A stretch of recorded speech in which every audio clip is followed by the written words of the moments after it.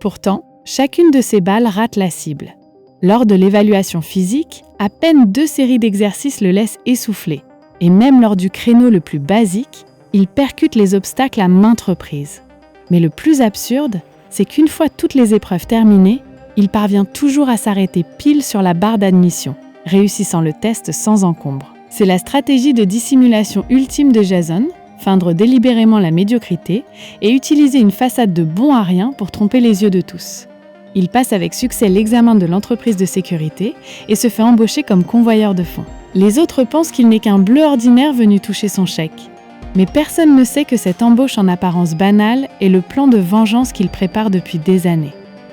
Son seul but en infiltrant ce milieu est de débusquer le véritable coupable qui a ruiné sa vie autrefois. Le jour de son intégration, le chef convoyeur chevronné Boulette l'accompagne pour le familiariser avec les procédures. Vétéran du métier, Boulette l'avertit gentiment que les convoyeurs ne sont jamais les chasseurs maîtres de la situation, mais seulement des agneaux susceptibles de croiser le danger à tout moment. En cas d'imprévu, sauver sa peau est toujours la priorité absolue. Boulette lui prodigue ses conseils avec la meilleure volonté du monde, sans se rendre compte le moins du monde que ce nouveau partenaire en apparence lâche et médiocre devant lui possède une force exceptionnelle capable d'écraser n'importe qui. En fin de journée, Boulette invite chaleureusement Jason à dîner pour fêter son arrivée. Jason décline calmement l'invitation, prétextant avoir oublié quelque chose au bureau, et dit à Boulette de partir devant. Une fois la silhouette de son collègue complètement éloignée, il se dépouille instantanément de son attitude nonchalante, se dirige tout droit vers la pointeuse pour badger sa fin de service, puis sort son téléphone pour photographier discrètement les badges professionnels de tous les employés de l'entreprise. Ce geste en apparence anodin est en fait la première étape sur l'échiquier de sa vengeance. Passer au crible toutes les pistes potentielles sans éveiller les soupçons. Tapis dans l'ombre avec patience, en attendant le bon moment. Le lendemain, Jason effectue sa toute première mission de convoyage de sa carrière. Un transfert mineur de seulement 10 000 $. Mais son partenaire Boulette tarde à revenir au fourgon, accusant un retard d'une bonne demi-heure. Dave, un autre collègue, ne peut s'empêcher de plaisanter, supposant que Boulette est parti voir un de ses proches en cachette. Avant même que la blague ne soit terminée, les deux hommes remarquent immédiatement que quelque chose cloche. Ils sont tombés dans une embuscade tendue par des braqueurs. Via le système de communication, les malfaiteurs leur ordonnent de conduire le fourgon blindé jusqu'à un endroit précis pour y transférer tout l'argent dans un pick-up qui les attend. Cette crise soudaine fait complètement paniquer Dave, qui perd tous ses moyens et envisage aussitôt d'abandonner Boulette, pris au piège pour forcer le passage et s'enfuir seul avec le véhicule. À ce moment de vie ou de mort, Jason, demeuré calme et serein de bout en bout, prend la parole pour stabiliser la situation. D'un ton posé, il rassure son coéquipier, puisqu'ils forment une équipe combattant côte à côte. L'argent perdu peut être regagné, mais la vie d'un frère ne doit jamais être sacrifiée. De plus, le magot dans le fourgon ne leur appartient même pas. Il n'est donc pas nécessaire de parier leur vie pour des biens matériels. Cette mentalité lucide réveille instantanément Dave de son affolement. Suivant les directives des braqueurs, les deux hommes conduisent lentement le véhicule jusqu'à la position indiquée, voyant Boulette être extrait de force du véhicule par les criminels. Jason a l'air de coopérer docilement, mais il a en réalité déjà mis son plan en marche secrètement. Il ouvre lentement le compartiment arrière, déplace les sacs d'argent et projette délibérément l'un des sacs de billets hors du fourgon. Ce geste enrage complètement les malfaiteurs. L'un d'eux descend ramasser les liasses éparpillées, tombant à la perfection dans le piège tendu par Jason. C'est à cet instant précis que le minable qui a tiré au plan pendant tout le trajet disparaît totalement. Jason passe immédiatement en mode de combat de haut niveau.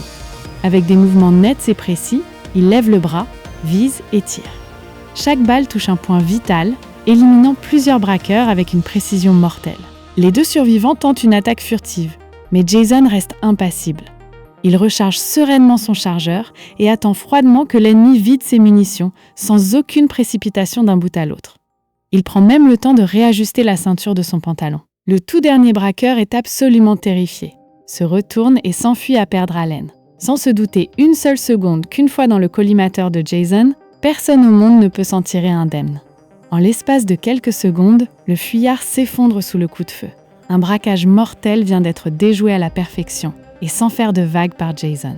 À ses côtés, Dave reste complètement pétrifié, le visage empreint d'incrédulité, incapable de relier cet expert redoutable et impitoyable qu'il a devant lui au partenaire blindeur, et je m'en foutiste de tous les jours. De son côté, Jason n'a aucune envie de fanfaronner.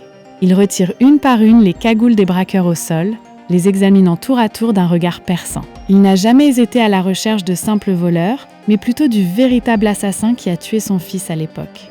Cette attaque terrifiante du convoi attire rapidement l'attention de la direction de l'entreprise. Tout le monde est empli de doutes. Comment un employé ordinaire incapable d'atteindre le centre d'une cible de tir à tir-pu, dans une situation de vie ou de mort, déployer instantanément des aptitudes de combat extraordinaires pour renverser le cours de l'affrontement ? Face aux interrogations de ses supérieurs, Jason se contente d'éluder d'une remarque désinvolte. Un homme poussé dans ses derniers retranchements est toujours contraint de libérer son potentiel enfoui.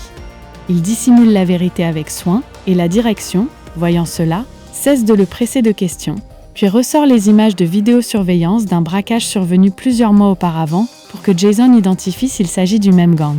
À l'instant où l'image s'éclaire, le regard de Jason devient glacial et une haine profonde bouillonne au fond de ses yeux, comme s'il dévisageait l'ennemi responsable d'une querelle sanglante.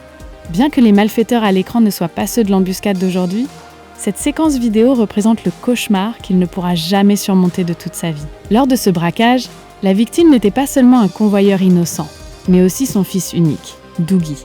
Autrefois, Jason était un puissant chef mafieux qui régnait sur la région. Ce braquage du fourgon blindé devait être une opération de routine de son propre gang. Et ce jour-là était justement une occasion rare et chaleureuse où il passait ses vacances avec son fils. Avant le départ, un de ses subordonnés l'a appelé. L'homme de main, chargé de suivre le fourgon, a soudainement eu un accident de voiture et a été convoqué par la police pour une déposition. Personne sur place ne pouvait reprendre la mission, et le prochain transfert d'une grosse somme ne devait avoir lieu que dans 3 bons mois. Avec plus d'une centaine de membres du gang attendant cet argent pour vivre, après avoir pesé le pour et le contre, Jason a dû s'impliquer personnellement, la mort dans l'âme. Mais c'est précisément cette décision inévitable qui l'a poussé définitivement dans le gouffre et a ruiné toute son existence. Il a garé sa voiture sur le bas-côté, prétextant avoir envie d'une crêpe, et a ordonné à plusieurs reprises à son fils de rester dans la voiture sans bouger, tandis qu'il se dirigeait vers le stand ambulant dans la rue pour observer secrètement les mouvements du fourgon. Au moment où le fourgon a démarré, sa mission était officiellement accomplie. Mais le cauchemar ne faisait que commencer. Sous le pont, un camion toupie a soudainement surgi pour bloquer fermement la route. Et, à l'arrière, une pelleteuse a directement soulevé la carrosserie, bloquant toute retraite au fourgon. Les braqueurs, collés au véhicule, ont installé de puissantes ventouses, coupé les vitres et lancé des grenades fumigènes, exécutant le tout avec une fluidité parfaite. Une épaisse fumée a envahi l'habitacle, forçant les 2 convoyeurs à descendre pour être instantanément maîtrisés par les assaillants. Dans le chaos, un agent a profité de l'occasion pour dégainer son arme et riposter. Pendant la lutte, il a arraché par mégarde le masque d'un braqueur, exposant complètement l'identité de ce dernier. Et c'est à cet instant précis que le malfaiteur a soudain aperçu, dans la voiture d'en face, le jeune Doogie qui avait assisté à toute la scène. Doogie, paralysé par la terreur, a composé à la hâte le numéro de son père pour demander de l'aide. Mais avant même que l'appel n'aboutisse, le braqueur armé s'approchait déjà dangereusement de la voiture. Sous la menace de l'arme du criminel, le jeune Doogie n'a eu d'autre choix que de sortir en tremblant. De retour de son achat, Jason a vu d'un seul coup d'œil la scène qu'il n'oublierait jamais de sa vie, le canon d'une arme fermement braqué sur la tête de son propre fils. Pour protéger son enfant, Jason s'est précipité en avant au mépris du danger et s'est lourdement effondré, touché par plusieurs balles. Bien que couvert de sang, l'instinct meurtrier dans ses yeux restait vif et intimidant, fixant implacablement cette bande de braqueurs au sang-froid. Après s'être assuré qu'il n'y avait plus de menaces sur place, les criminels ont rapidement transféré tout l'argent et ont pris la fuite en voiture.